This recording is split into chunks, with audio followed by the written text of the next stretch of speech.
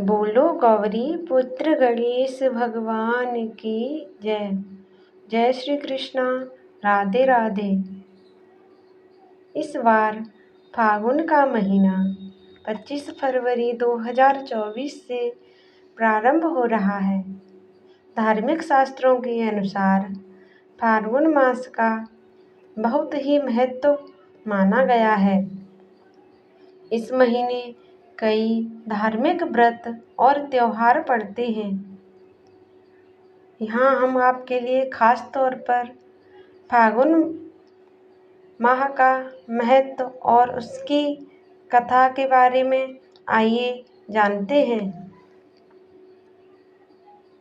हिंदू पंचांग का अंतिम महीना फागुन मास होता है और इस महीने से धीरे धीरे गर्मी के दिन शुरू होने लगते हैं तथा ठंड कम होने लगती है।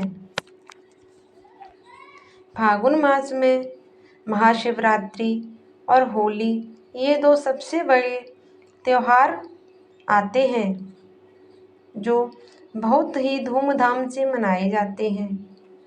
हिंदू धर्म के अनुसार अनेक देवताओं में से एक चंद्र देवता हैं। चंद्र के देवता भगवान शिव हैं और शिव जी ने चंद्रमा को अपने सिर पर धारण कर रखा है। अतः पुराणों की माने तो फागुन मास चंद्रदेव की आराधना के लिए सबसे उपयुक्त समय होता है, क्योंकि यह चंद्रमा का जन्म माह माना जाता है। फाल्गुन माह में भगवान श्री कृष्ण की आराधना का भी विशेष महत्व होता है। इस माह में विशेषकर भगवान श्री कृष्ण के 3 स्वरूपों की पूजा करना बहुत ही लाभदायी माना जाता है। इसमें श्री कृष्ण के बाल कृष्ण स्वरूप, युवा रूप के कृष्ण और गुरु कृष्ण की पूजा की जाती है। बाल कृष्ण रूप की पूजा संतान पाने के लिए, युवा स्वरूप कृष्ण का पूजन दाम्पत्य जीवन मधुर बनाने हेतु और गुरु रूप कृष्ण का पूजन मोक्ष और वैराग्य पाने के लिए ही फागुन के महीने में कृष्ण जी का पूजन अवश्य ही सभी को करना चाहिए। साथ ही श्री गणेश के पूजन का भी अत्यधिक महत्व होता है। फागुन महीने में अपने खान पान और दिनचर्या में बदलाव करना बहुत ही खास माना गया है, क्योंकि इस माह भोजन में अनाज का प्रयोग कम करके मौसमी फलों का सेवन अधिक करने की मान्यता है। आइए फागुन मास की कथा आरंभ करते हैं। फागुन मास की कथा के अनुसार सतयुग की बात है। उस समय एक बड़ा ही धर्मात्मा राजा राज्य करता था। उसके राज्य में एक ब्राह्मण था। उसका नाम था विष्णु शर्मा। विष्णु शर्मा के 7 पुत्र थे और वे 7 अलग अलग रहते थे। जब विष्णु शर्मा का वृद्धावस्था का समय आया तो उन्होंने सब बहुओं से कहा, तुम सब गणेश जी का व्रत करो। स्वयं विष्णु शर्मा भी इस व्रत को किया करते थे।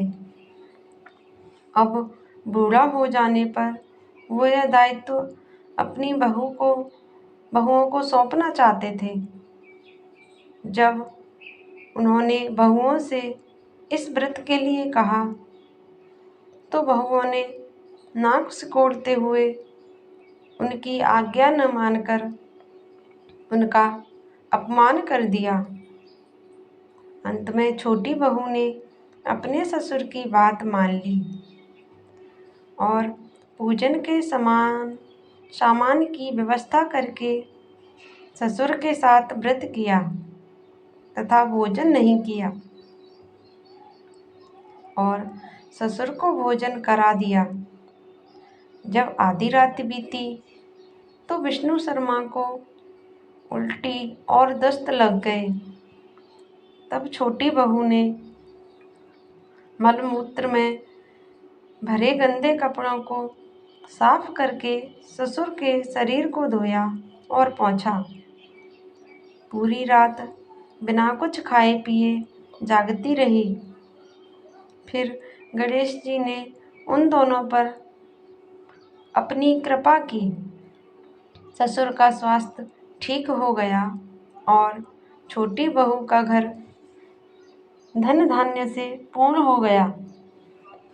तत्पश्चात अन्य बहुओं को भी इस घटना से प्रेरणा मिली और उन्होंने भी श्री गणेश जी का व्रत किया। अतः फागुन मास में जो भी व्यक्ति सच्चे मन से गणेश जी का व्रत करता है, भगवान गणेश उसकी सारी मनोकामनाएं पूरी करते हैं।